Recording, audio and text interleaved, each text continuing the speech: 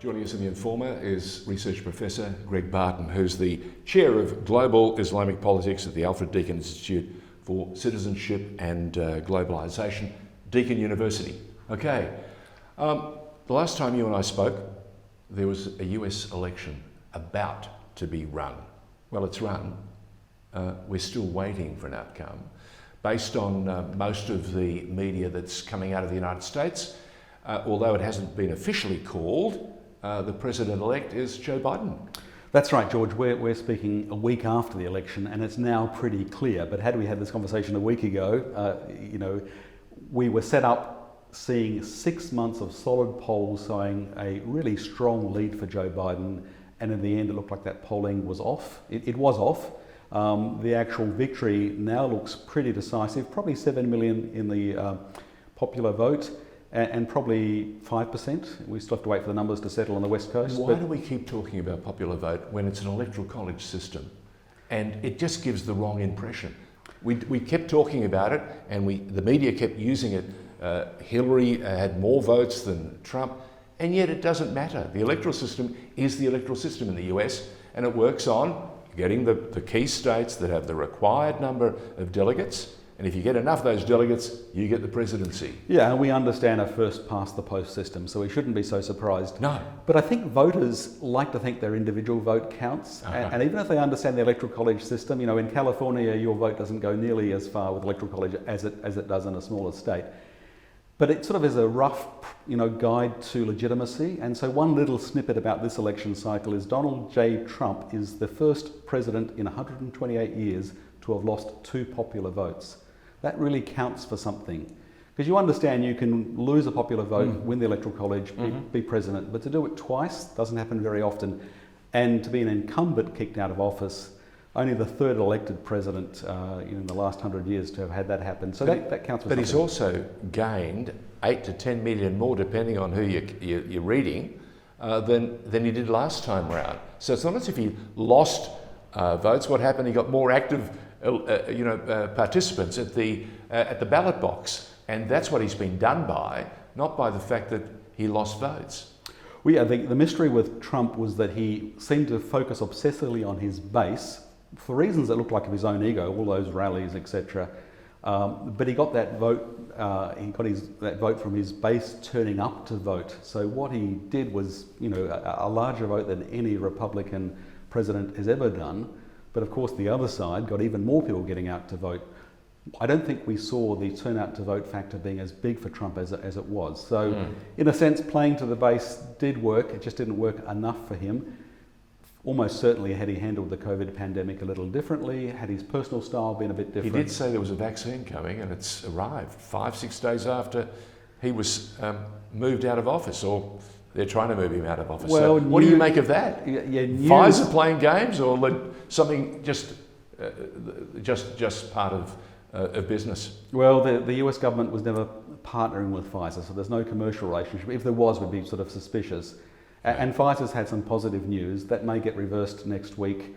In any case, it's well into 2021 before we see this turning up. So let's hope it happens, but it's not like we've suddenly got a vaccine. But Trump is still president until the president-elect assumes the office. The inauguration is January 20. 20th of January, 21. Yeah. So what happens between now and then? Well, the fear is we get a very grumpy narcissist lashing out and doing damage. Now, one thing that might happen is he tries to pull troops out of Afghanistan, which has real repercussions. The reality is also, the hopeful reality is that he goes off to Mar-a-Lago and sulks and plays golf. And I think it's leading a bit more in that direction.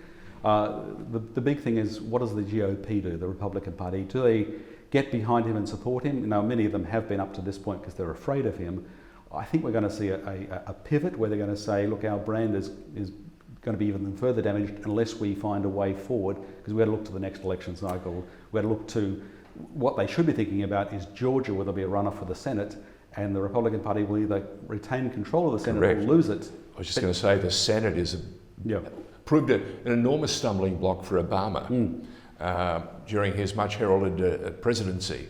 So What are we likely to see? Are we likely to see this 77-year-old with his vice president in tow, fighting a good fight, but getting not much done with a Senate that's going to be openly obstructive? Well, we'll find out January 5, because there are there's two Georgia senators, there's a Two runoff, runoffs, yes. and the incumbent Republican senators in Georgia have come out and made fools of themselves, saying things like the problem with this vote is there's too many black people voting. Oh. Now, that's not good preparation for a runoff. If they weren't facing a runoff, it would be awful, but that's politics, it's dirty. This isn't in their best interest. And it might just be, given the goodwill towards Biden and Harris, particularly because Kamala Harris, first woman to be VP, remarkable, yeah. first woman of colour to be in a senior office like this, and given the way Georgia's pivoted, you know, the state of Jimmy Carter, and there's a sort of a long history of it being a democratic state, and it's very multicultural, and it's people of colour in places like Georgia and Arizona that have, you know, made a decisive difference. Let's see what happens, but may get. Before we finish, I want to run the ruler past you. What have you made of the media coverage, both here and overseas?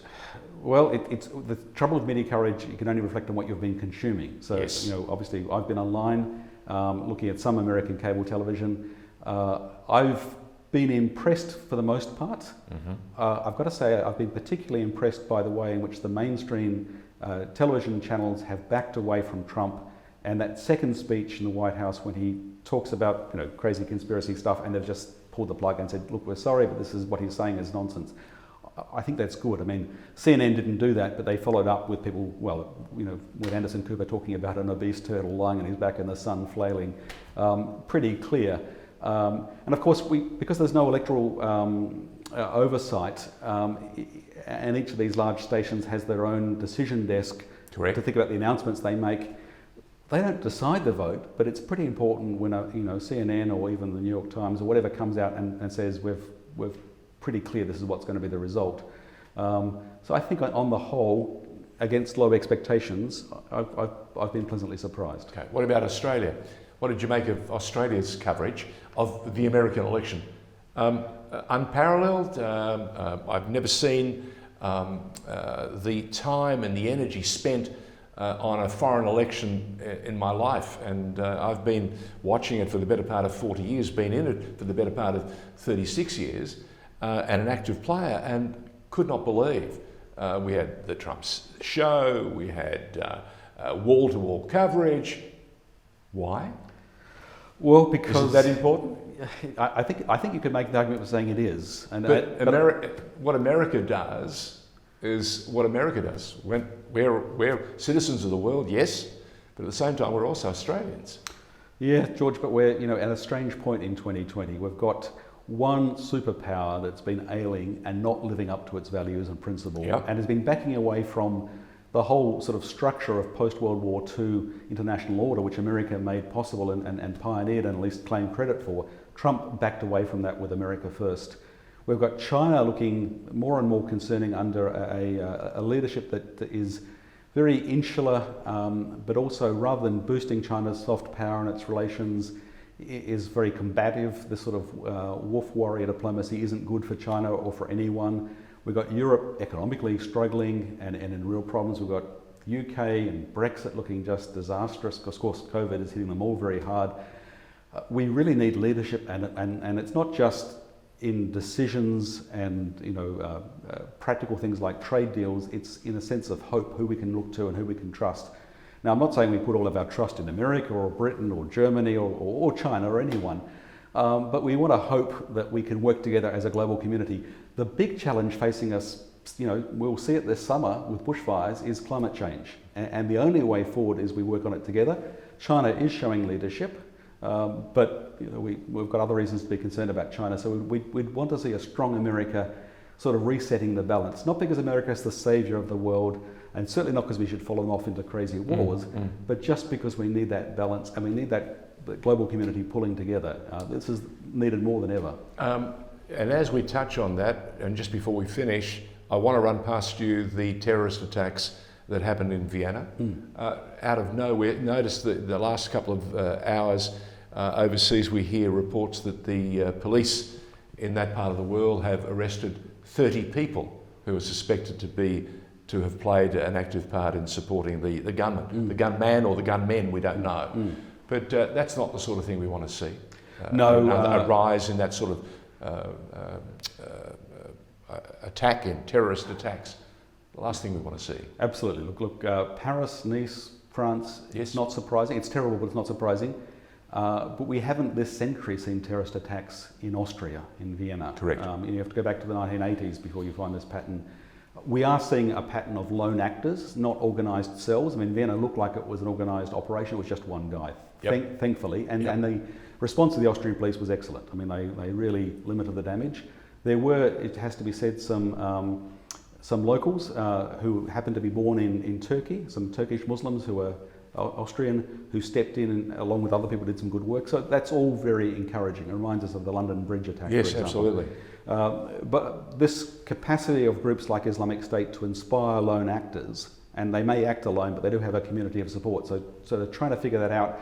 The French are really struggling with trying to sort of work out how you speak against violent extremism without, besmirching the reputation and the goodwill of 5-6 million French Muslims, and they haven't figured it out. Is Macron winning that, or is he still struggling to come to terms with it? If you look at the We're talking about the narrative that he's running. You look at the statements that Macron made, particularly in the official service for Samuel Paty. He said some really smart and sensible things. Good. But he also stumbled, and he's continuing to stumble. I think it's very hard for most or many French people to understand what it's like to be a French Muslim. They say, but France is about equality and liberty and fraternity. Don't you get it? Don't you want that? Well, yes, we do, but we're constantly living under a cloud of suspicion. You look at us sideways. We're not trusted. We can't be ourselves in public. And they say, yeah, but no one can be religious in public. So what does it matter? Well, we can't be ourselves unless we can be Muslim. So I think there's the Chinese have been through that in America. Yes. It happened in Australia with the Japanese and others. And we had the Cronulla riots, so it's something we have to cope with. And someone said to us earlier, life is very easy if you make an effort to be collegiate and to show respect to one another. And George, that's exactly why I was so glad to hear Kamala Harris and Joe Biden speak at their first speeches after coming out and expressing support, because they were talking about coming together. And Biden is correct. It's not that half of America thought that everything that Trump did was good, but they voted along party lines, as we do. Yep. And now he's got to govern for everyone. And so, once again, if America can show us that that's possible, it's not just good for them, it's good for all of us. Agreed. Greg Barton, thank you so very much. Look forward to catching up with you again soon. Greg Barton from Deakin University.